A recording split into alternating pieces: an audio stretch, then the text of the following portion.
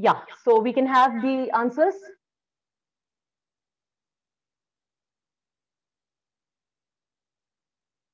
I can't see any of your chats.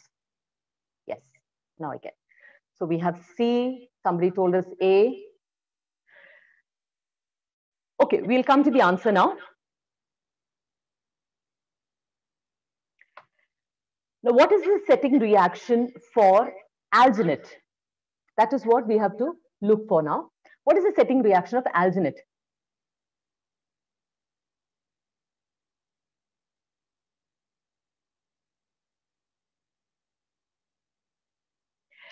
Before we go to the setting reaction, I will just explain what are the components in alginate. So we have sodium alginate, which is a soluble alginate part. Then we have calcium sulfate, which is a reactor. We have trisodium phosphate, which is a retarder. Diatomaceous earth and zinc oxide, which are the filler particles. And potassium titanium fluoride, which is the accelerator. Okay. Now, in this, one thing you have to get it straight into your mind is that the accelerator is not to accelerate the setting of alginate. It is to accelerate your gypsum when you pour your alginate. Okay. Then you have trisodium, your reactor is your calcium sulfate. So basically, alginate becomes a sol when your calcium sulfate reacts with sodium alginate. So that has to happen. So when you mix it with water, the first reaction that has to have, when once calcium sulfate reacts with sodium alginate, it starts setting very fast. So this is the initial reaction that happens. So why do we add a retarder? We add trisodium phosphate as a retarder into this. So you add when you have the retarder, you have an initial reaction which is that is sodium disodium phosphate with calcium sulfate will give you calcium phosphate and sodium sulfate.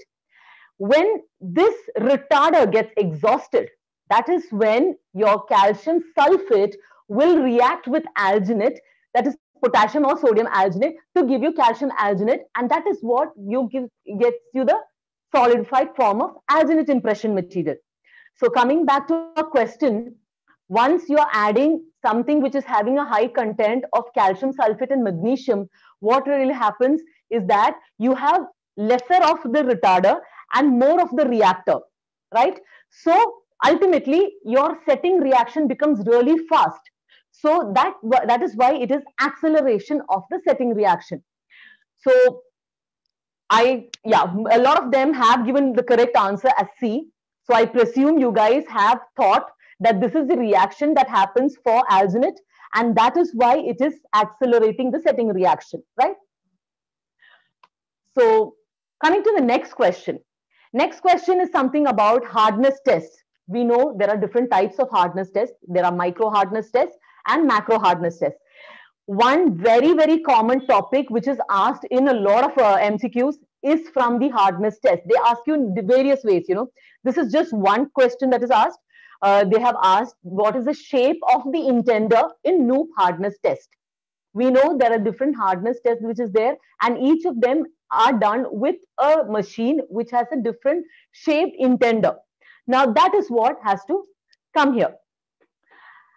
Now, and again, in the same question, okay, all right.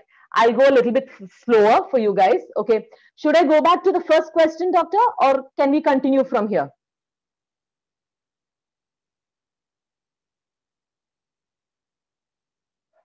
Okay, I think we'll go a bit slow from here. Okay, you want me to explain the first question. All right. Sure, no problem, doctor. See, when alginate reacts, basically, these are all the components which is present in alginate. You have sodium alginate, you have calcium sulfate, you have trisodium phosphate, you have the fillers, and you have the accelerator. Okay? So from this, what happens is you have the reactor, which is calcium sulfate. Now, how does the alginate set?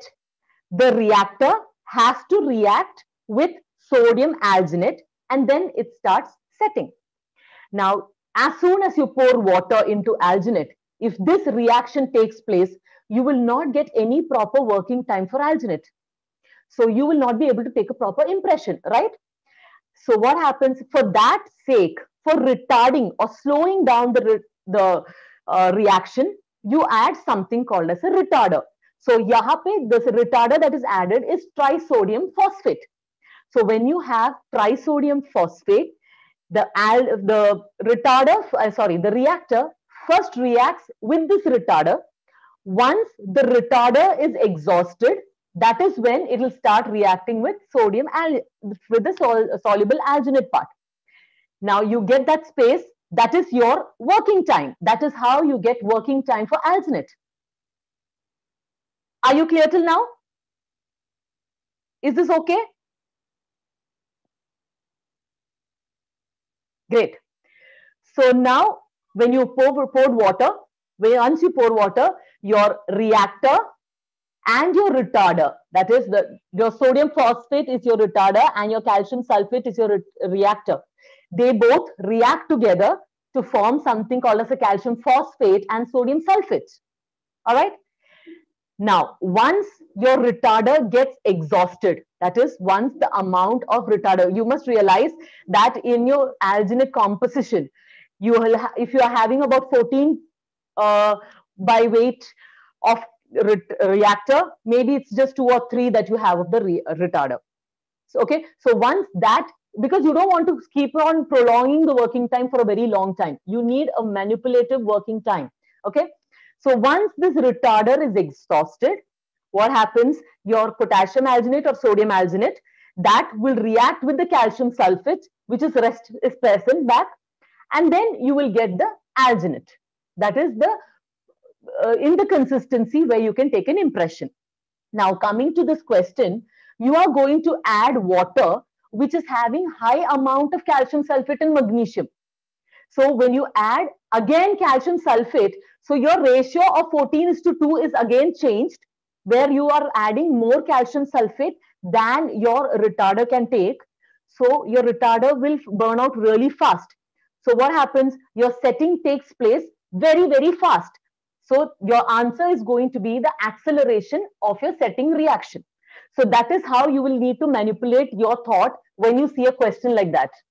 Okay? Can we go to the next question? Okay, great. So this, like I was saying, we are talking about hardness test. Now, hardness test, we have different types of hardness tests, and there is a lot of questions which is asked about hardness test. You have to read through hardness tests, because every question paper you take, they will be twisting the same question up and down, up and down. Every year they have something from hardness test. Either they will ask you which are the micro hardness or which are the macro hardness tests, or they will ask you like this, what is the shape of the intender in the Knoop hardness test? Now, what is basically a hardness test? Once you have a material, in dental materials, everything that we use in dentistry has to have a particular hardness which has to be used. You can't give a prosthesis if it cannot take a proper strength or proper load, right? So it has to be hard enough, but not too either, right? So now measuring, we'll be measuring the resistance by penetrating. So you have an indentation tool for each test. It will penetrate into the material that you're testing. It will be penetrating into that, and that amount of or depth of penetration will give you a hardness number. Now, there are various types of hardness tests which is done. One is your Knoop hardness test. Then you have your Vickers hardness test. We'll be going through that. Okay. Now, coming to your Knoop hardness test, the indentation is done with a shape of a diamond or a rhomboid. Okay. So this is the shape, or the rhombus is what you will be seeing there. Now, the next type of test which will be done is your Vickers hardness test. Now, can you see the difference between your Vickers hardness and your Knoop hardness test? So this is the difference. In a Knoop hardness, you're using a rhomboid shape, that is a wider rhomboidal shape indenter to make the indentation, whereas for Vickers, you use a pyramidal shape. A rhomboid is going to be wider, whereas a pyramidal is going to be slightly more acute, giving you a 90-degree angulation.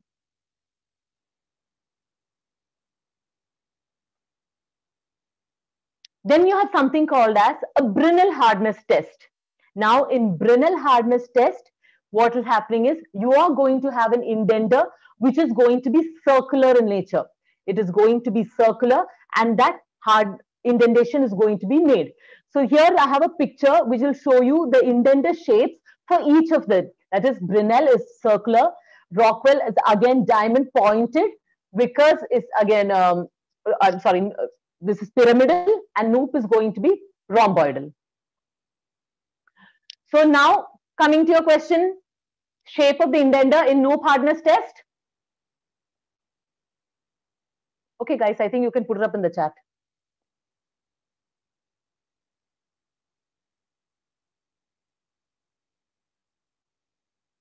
Rhomboidal. Okay, great. Now, okay, I'll give you guys some time for this. I have put up a picture. Please identify part A. You have to identify the part A which is marked in that picture.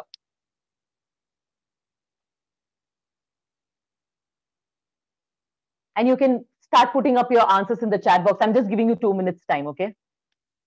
That's your question, and that's how you have to answer in the NEET. So just put up your answers. Then we will discuss about that for sure. I will be explaining about it, no problem. Another very, very important topic when it comes to NEET preparation.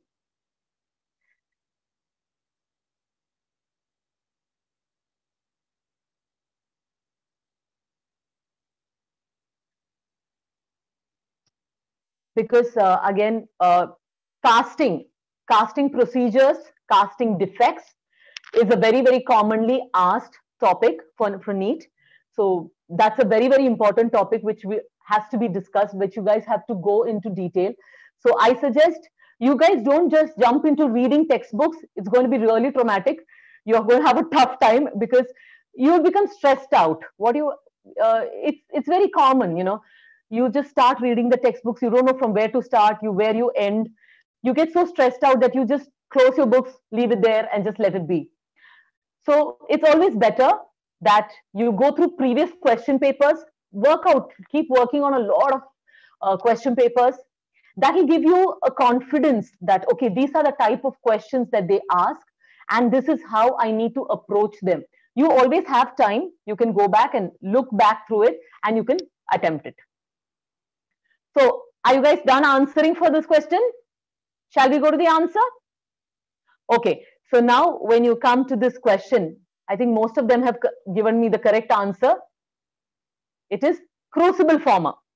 Now this part, that is A, is your crucible former, on top of which you have your sprue which is attached. So part B is your sprue.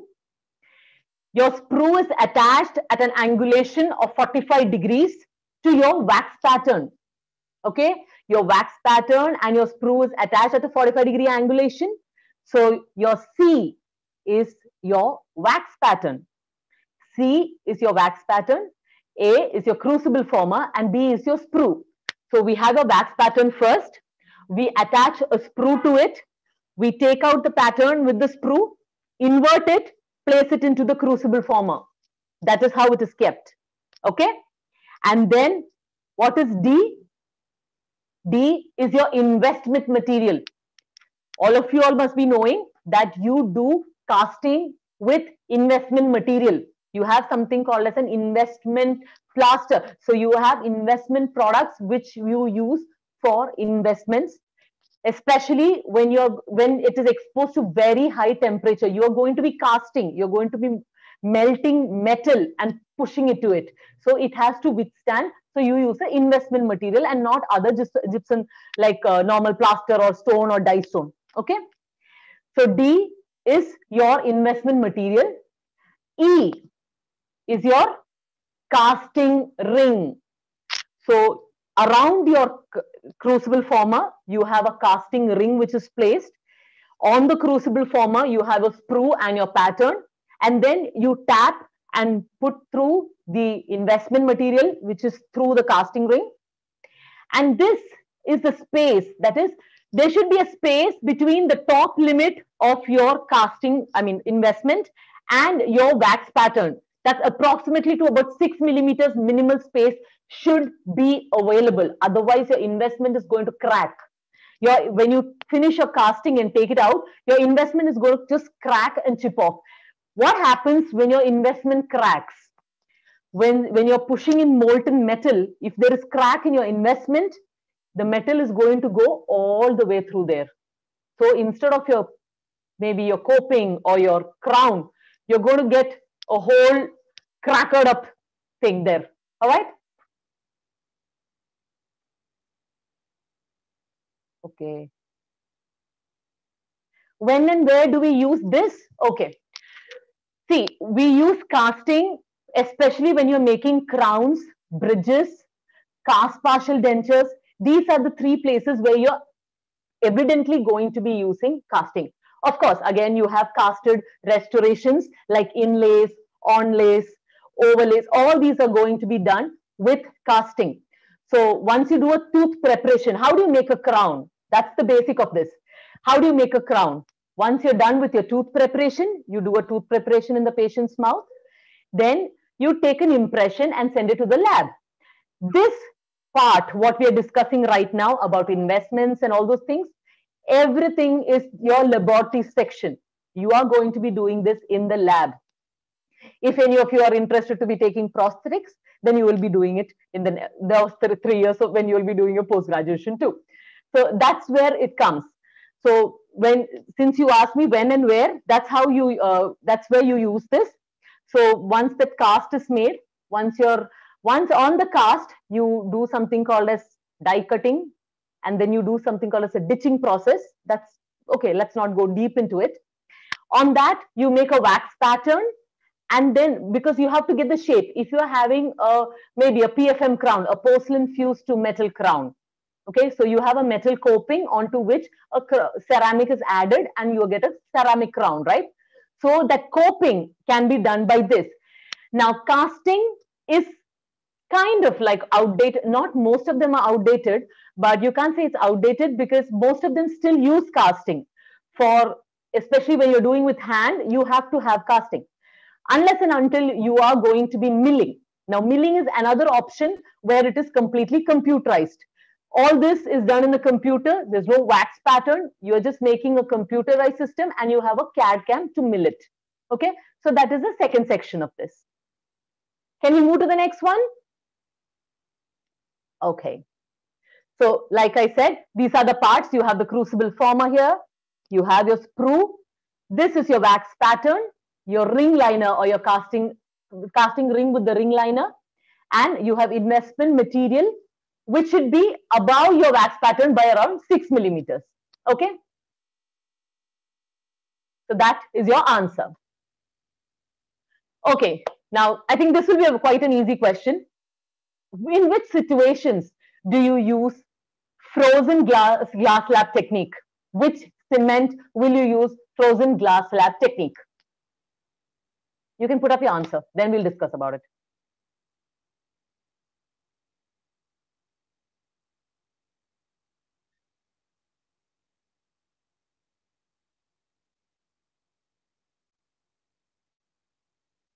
Only one response. Okay.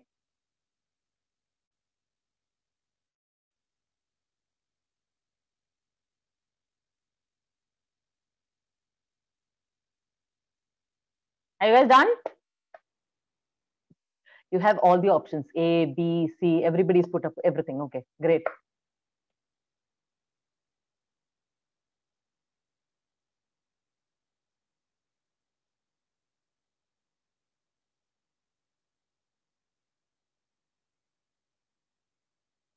Okay. Okay, guys, for all those who put B, I will say never. Why would you want to mix glass ionomer on a glass slab? Never. Never use a glass slab to mix glass ionomer. Put it into your head. This is like done because glass ionomer, you know, the components in glass ionomer, the silica particles are going to react with glass and it is going to create much more of issues that will be dealt in detail when we do about cements. Okay. So, And of course, zinc oxide eugenol, you don't really have to use a frozen glass lab technique. Okay. And resin cement, again, resin cement mostly we don't use glass labs. It's always on the mixing pads, resin cements and glass ionomers. Okay. So here the answer is going to be zinc phosphate. Why zinc phosphate? How do you mix zinc phosphate cement? There are two types of zinc phosphate cements basically. Okay. One is for luting, type 1, and the other one is base. Now in this, how do we know? What you have to do is, in this technique, what is done is that you have a glass slab which is cooled, okay, approximately to about 6 degrees Celsius, maybe around 6 to minus 10 degrees Celsius. You have a glass slab which is cooled, okay. What is the advantage of cooling is that it will give you an increase in working time. It will increase your working time with zinc phosphate cement to about 4 to 11 minutes. That is by decreasing your setting time to about 20 to 40%. Okay. And also helps to incorporate more of the powder. Now, when you incorporate more of the powder, there is a much better consistency and much adaptable consistency that you receive when you want to use it for a base.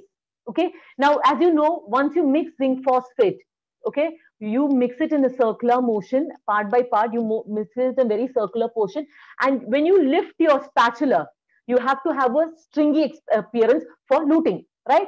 So frozen glass slab technique is used when you want to increase your working time with zinc phosphate. Okay, so the answer for this question is that it is for zinc phosphate. Glass ionomer cement is never mixed on a glass slab. Glass and glass, no, it will not match with each other. It is never mixed on a glass slab. So those who felt it is glass ionomer, so you guys should just keep this in mind, that glass ionomer cement is never done on a glass slab. You always use a mixing pad for that. Okay. Okay, so here we come to the last topic question of today. You have an object, okay? Look very clearly into this question. This one I want all of you all to answer me, because until you guys answer, I'm not going to discuss this with you. You have an object which is viewed under two different light sources, okay? What is that phenomenon called? Is it opalescence? Is it fluorescence? Is it metamerism? Or is it called as a Bezold-Brock effect?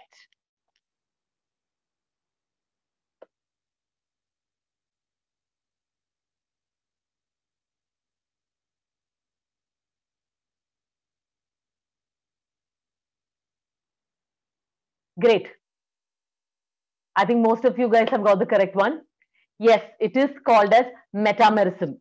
Okay. So basically, what is opalescence? Opalescence is the translucency that you see. So, you know, when there is a light passes through a tooth, there is some light which hits the enamel rods and reflects back. Some of them passes through the enamel rods. So that gives a beautiful translucent effect on your tooth, especially for your incisal edges in your anteriors. That's how translucency, that is what is basically called as translucency. Okay. Then next question, next option was, yes, this is the answer. You have metamerism. Metamerism is when the same object is seen in two different light sources. Two different light sources. It will appear shade is slightly different. Okay, Dr. Shubham, you want me to repeat on opalescence or metamerism?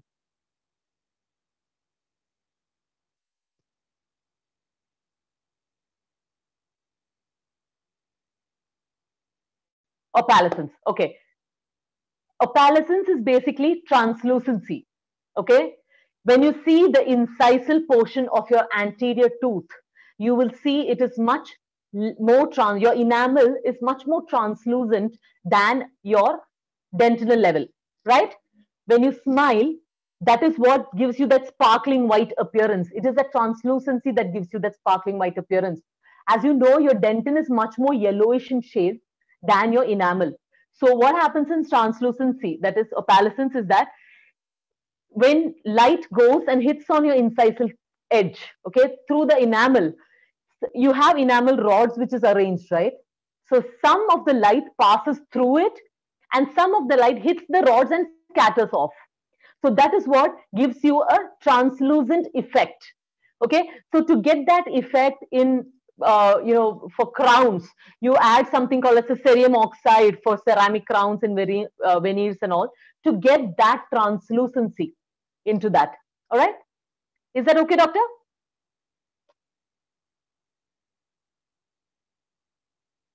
I guess so. Okay. Now coming to metamerism, you view a single tooth. You are doing any procedure. You're going to go, maybe let's say you're going to do a composite restoration. You have your light, your chair light is on, and you're viewing, and you're doing a shade selection.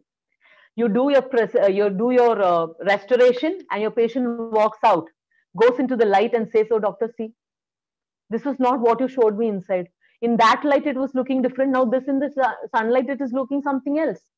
So that property of the same object having two different shades in different sources of light is called as metamerism. So that is the reason why we always suggest, when you do shade selection, always do shade selection in natural light. It's always best that you select the shade with natural light. You should always have a natural lighting when you want to do a proper shade selection. We don't usually use your chair light to select the shade, and then the patient is obviously going to go out into the sunlight. Na? They are not going to be sitting always on the dental chair and seeing the shade.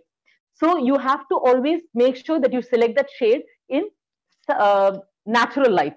Okay, that is metamerism. How about fluorescence? Now see, for fluorescence, it is that, the tooth has an absorption energy, okay, and it will convert a light of longer wavelength into a shorter wavelength, and it is emitted back. So when it is emitted back, it is going to give a slightish bluish hue. Now that gives the tooth a very vital appearance. Okay, so that is what you have heard of fluorescent colors. It is something like that. Just keep in mind, where a shade is changed, where you get a bluish hue from the tooth. That is what fluorescence is about. And what is Bezold-Brooke effect? When light falls in our eyes, you have rods and cones, right? So one thing you have to get it in mind is that when dim light falls into your eyes, your rods get activated first, and then your cones. Okay, so the color perception will decrease, because color perception happens more with the cone cells and not with the rod cells, right? So at dim lighting, your rods are much more active, so your color perception will change. So now, in Bezold-Brooke effect, the difference of it from metamerism is that in this, your same color will appear different colors in different intensities of light. That is the difference between these two. For metamerism, it was under two different sources of light, whereas in Bezold-Brooke effect, it is under two different intensities of light that your shade perception will change. All right. So that answer for this question of metamerism, I had a discussion with some of them, and the first thing they told me was, man, this is Bezold-Brooke effect. That is, you're too fast jumping into the conclusion. You have to go through the question very clearly before you answer. See, it is only a difference of a word. One is different sources, the other one is different intensity. Just one word difference, but the answer becomes completely different. Okay, so that is how you have to be preparing yourself for post-graduation competitive examination, because you are going to see, once you start preparing a lot of questions, then you become much more thorough. In the initial days, you will definitely find a little bit more of difficulties trying to go back, find out the questions, or then come back to the answer. But you will always make notes. It will be very helpful. If you're reading through some topic, make your own notes so that you don't have to go back again to the textbook the next time you go through, when you go for your second revision. Make notes, it will really help you. we are in dentistry, probably we are also used to writing paragraphs and long answer, short answer, 10-mark question, 20-mark question. That is why we find it very, very challenging when it comes to MCQs. But it should go good for you guys, because it's just the beginning of the year. Okay, somebody wants me to repeat on Basalt-Brooke effect. Okay, I'll do that. See, doctor, we did mention that metamerism is the same object appears to be in two different colors in two different lights. That is, one in sunlight and one in probably a chair light, that is incandescent light or fluorescent light, whatever it is. Okay, so it appears to be in two different colors. In Basalt-Brooke effect, you have two intensities of light. That is, I am viewing the same color in a darker, a higher intensity light and a dim light, bright light and dim light. When I see in dim light, the color perception is decreased. So it look very shady and, a lesser intense color for me. When it is a brighter light, the color will change because your cones become active. That is when your color perception also changes. Okay, so Basalt-Brooke effect is the same object appearing to be as two different colors in different intensities of light, that is in dim light or bright light. That is the difference between Basalt-Brooke and metamerism. Okay, is that okay now?